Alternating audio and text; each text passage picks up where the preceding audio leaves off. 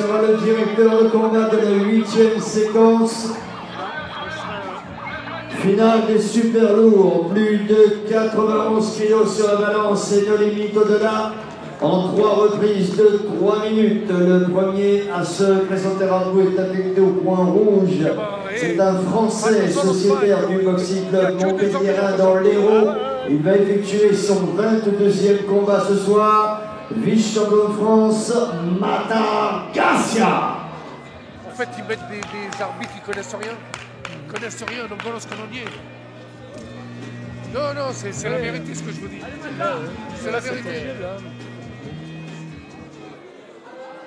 C'est la vérité ce que je vous dis. Ah oui.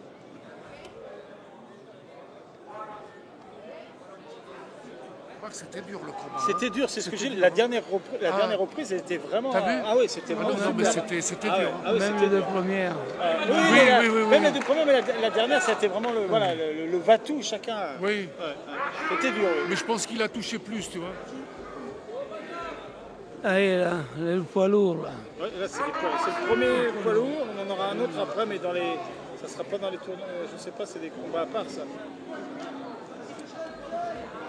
Dis-moi un peu. Ces deux combats là, ce que c'est. Questo due? C'est quoi ça? Ça sort du tournoi ça? Je vais te le dire tout de suite. Ouais, c'était serré, c'est vrai. Mais bon, moi j'aurais quand même donné des avantages à celui qui a gagné, mais c'était serré, c'est vrai. Oui. Ça pouvait aller aussi bien d'un côté que de l'autre. Mais il avait gagné les deux premiers, hein. Le troisième c'était l'autre. Oui, voilà, mais. C'est l'ensemble des choses. Moi je pense que sur l'ensemble des choses, c'est une certaine logique, même si c'était serré. Si, c'est bon, hein, ça fait partie de tout ça. Hein. Ah, oui, parce qu'il n'y avait plus de, tu vois. Ah, d'accord. Ok. Oui, ça fait partie marche. de. Oui. Ok, merci. Au coin bleu, c'est un Polonais qui va disputer son 58e combat, champion de Pologne en titre, Aleksander Zawierz. On l'a vu tout à l'heure s'entraîner, il est très impressionnant. Regarde la stature de monsieur Zawierz qui est dans le coin bleu. Voilà. Là, on rentre dans les poids lourds de plus de 91 kilos. Allez, on accueille le Montpellier, vice-champion de France, Matar Garcia. Matar Garcia aussi, il n'a rien à lui envier.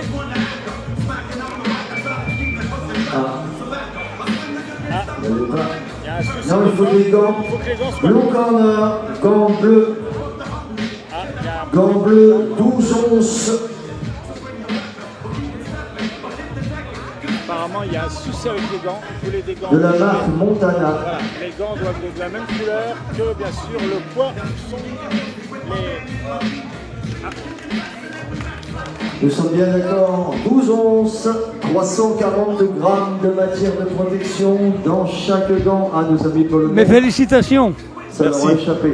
Alors ça a été dur, j'ai l'impression. Hein. Ça a été dur. Ouais, ça a été dur parce que déjà, je suis malade. Ah oui? J'ai attrapé une grippe. Des gants de 12 onces sans casque de protection. J'ai du mal aussi à respirer, donc ça a été très très dur. Je l'ai senti.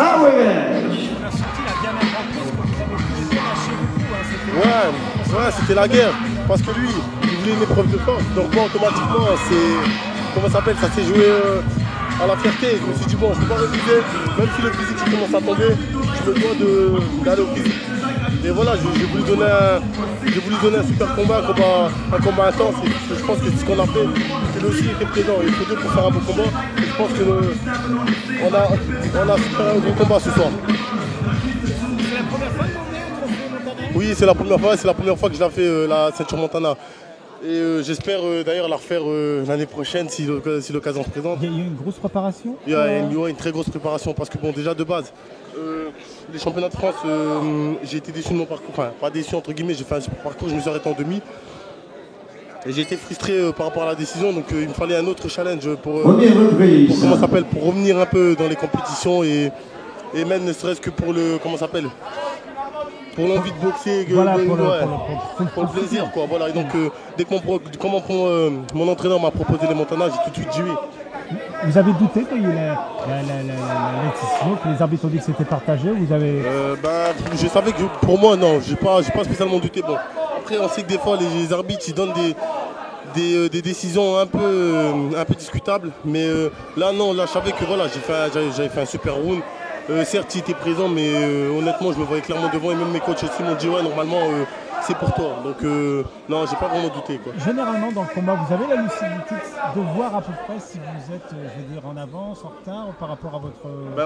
Généralement, c'est plus, je pense que, pour moi en tout cas, c'est plus par rapport au coup en fait. Dans ma tête, je compte les coups. Donc je me dis si j'ai mis plus de coups que lui sur les sorties, comment je me suis sorti, etc. Si je me suis pas pris un coup à la fin. Moi je prends plein de choses en compte. Et franchement, j'ai pas vraiment douté. J'ai pas vraiment douté. Je me voyais clairement devant. Après quand ils ont dit partager, je me suis dit peut-être qu'après un round sur les 3, mais je me voyais gagner quoi. Vos objectifs maintenant? Pardon? Vos prochains objectifs? Mes prochains objectifs, c'est déjà comment ça s'appelle? Être rappelé en interne ou en externe, en équipe de France. Bien sûr. Faire 1 ou 2 sorties et comment ça s'appelle, et ouais, pourquoi faire plusieurs sorties même. Faire carrément plusieurs sorties et l'année prochaine enfin avoir la ceinture de champion de France parce que c'est important. Vous avez beaucoup de tournois en perspective là? Là je pense que là je vais certainement faire beaucoup de galas et je pense que la ceinture monte SAS ou je sais pas quoi, une nouvelle ceinture qui a été créée là, je pense que ouais, il y a de fortes possibilités que je la fasse celle-là aussi. Donc de toute façon je verrai les propositions qui viennent à moi, mes coachs, et d'ailleurs je tiens à remercier tous mes coachs, Kader Hakem, mon coach principal qui a été là pour moi et qui sans lui je ne serais pas là aujourd'hui. Et mon coach aussi Pascal Eluec qui n'est pas ici, qui est à la Pommeraye, puisque il y a le tournoi il y a le tournoi éducatif championnat de France, donc il n'a pas pu être là, mais lui aussi qui m'a suivi depuis le début de ma carrière. Et d'ailleurs c'est dommage qu'il ne soit pas ici, mais je tiens à lui dire que voilà, même s'il n'est pas là, je suis avec lui, quoi. Loin des yeux mais près du cœur, comme on dit. Félicitations Renato. Combien de temps ça fait que vous faites de la boxe? Depuis combien de temps? Alors ça fait, j'ai commencé là j'ai 23 ans, donc j'ai commencé à l'âge de 19 ans. Ça fait 4 ans. Ça va faire ma 4e année là, parce que... C'était pas un peu tard, non? Un peu tard, mais après, comme on dit, un peu tard, vaut mieux tard que jamais finalement. Parce qu'on suit. C'est vrai. Ouais, mais en fait, le truc c'est que finalement j'ai boxé des mecs, des mecs qui avaient largement plus d'expérience que moi, plus de combats que moi, qui avaient commencé plus tôt que moi. Et quand je vois le parcours que j'ai fait aujourd'hui et quand je me compare à eux, ça me rassure un peu. Je me dis voilà, finalement, vaut mieux tard que jamais, quoi. Parce que je trouve que voilà, pour l'instant ça va, j'ai un super beau parcours. Félicitations à vous et pour vous faire plein de bonnes choses pour la suite. Merci à vous. À l'année prochaine. Excusez-moi, encore une. À l'entraînement, combien vous en faites par semaine? Je fais 5 entraînements par semaine. 5 entraînements? 5 entraînements, oui. Vous reposez 2 jours. Pardon? Vous reposez 2 jours. Je me repose 2 jours, exactement. Mais je pense que même 2 jours de repos, c'est trop. Ah bon. Oui, mais si vous voulez arriver, comme vous dites là, à l'équipe nationale et tout, il faudra peut-être y mettre en 6e. C'est sûr. Hein? Ouais, voilà. c'est sûr. En tout cas, on vous souhaite bien d'y arriver et puis avec un grand plaisir. Hein. Merci à vous. Allez, Au revoir. merci. Au revoir. Allez, au revoir.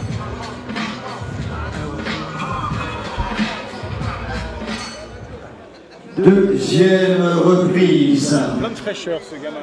Plein de fraîcheur, ça fait plaisir à voir. Voilà. Donc on commence avec la deuxième reprise avec les colosses. Là c'est une boxe complètement différente. Voilà. Mais c'est du lourd, là, du très lourd. Voilà. Polonais qui est quand même très impressionnant. Hein. Alors.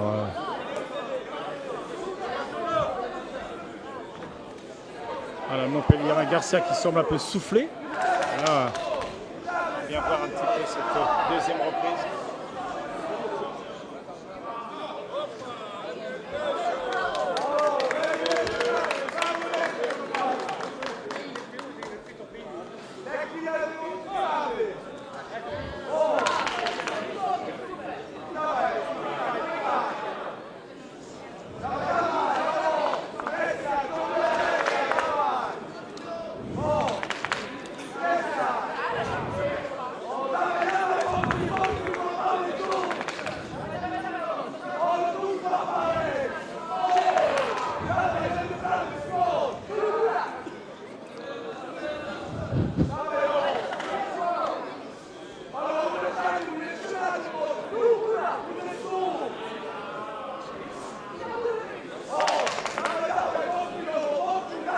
Le Montpellierin m'a l'air plus rapide. Oui, mais je suis étonné de voir qu'un poids comme ça, il bouge tellement, tu vois. Oui, oui. Elle a l'air beaucoup plus rapide. Après, voilà. Là aussi, une observation.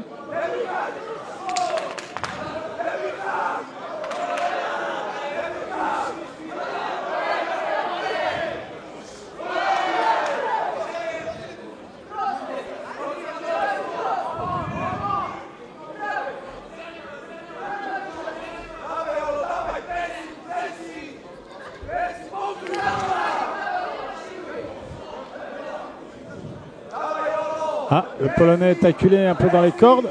Voilà.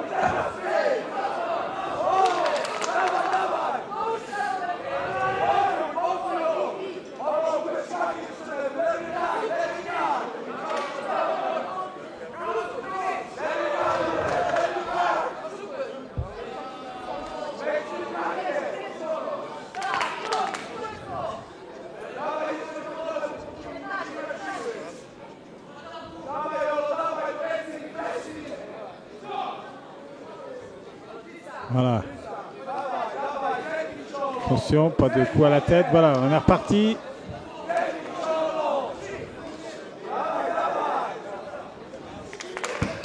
Voilà. Fin de la reprise. Fin de la deuxième reprise. J'étais en train de repenser, Renato, tu sais ce que nous disait tout à l'heure McDonald. Compter ses coups, voir. C'est vrai que c'est intéressant de savoir si le boxeur, après, s'il sent qu'il est en avance quand c'est très serré. Voilà, lui, compter ses coups, c'est ça. Oui, Voilà. il compte, il veut toujours avoir un point plus que l'autre. Peut-être pour gérer, éventuellement, voilà, c'était difficile pour ce genre de combat, mais après, peut-être pour gérer le combat, c'est intéressant un petit peu de savoir comment les boxeurs peuvent, voilà, à un moment donné, pour regarder peut-être. Tu la pédale, mais...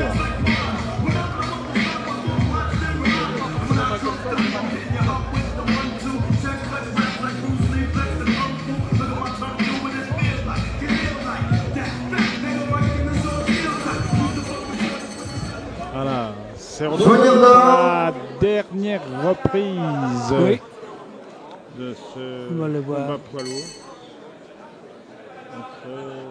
Garcia Troisième et dernière reprise.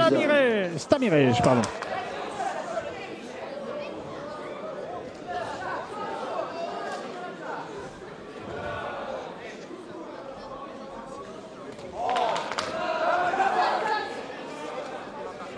Voilà.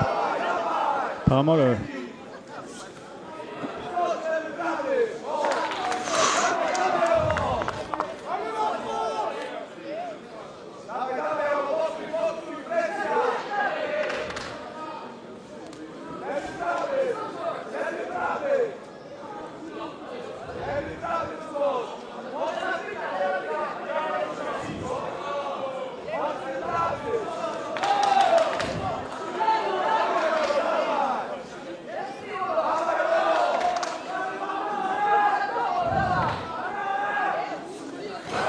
Oui, et là Garcia a l'air de creuser son avance. Là, il y a gauche-droite.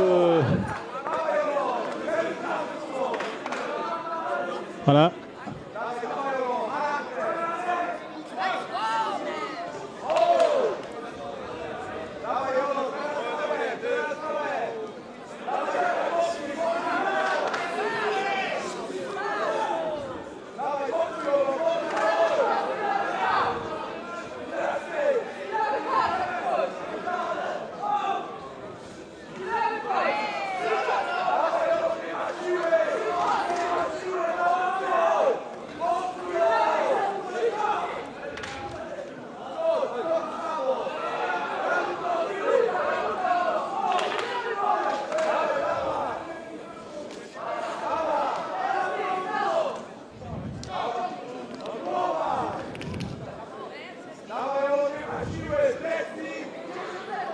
Dans les dernières secondes de cette dernière reprise.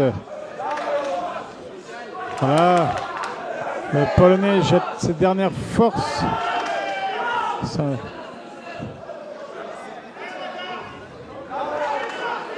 Voilà.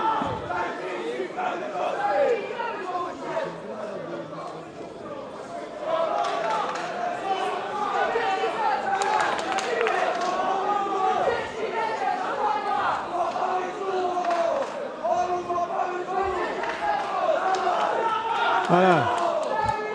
Oh là! Batou du Polonais Stavirec. Et ça va être difficile pour lui de remonter son retard, il me semble. Il essaie de tenter un dernier Batou, une dernière offensive. Voilà, c'est terminé.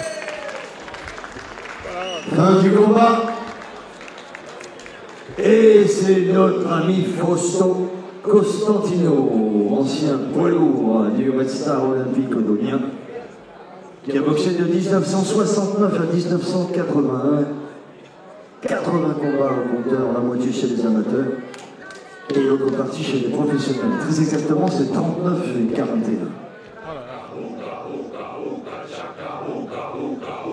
Voilà, donc on attend la décision. À notre avis, bon, un avantage pour Garcia. Voilà, notre premier combat poids lourd. On en aura un deuxième en fin de soirée. Ça sera notre dernier combat de cette superbe soirée, les ceintures Montana. En attendant la décision d'arbitre. La décision plutôt, pardon, des juges de touche, des juges.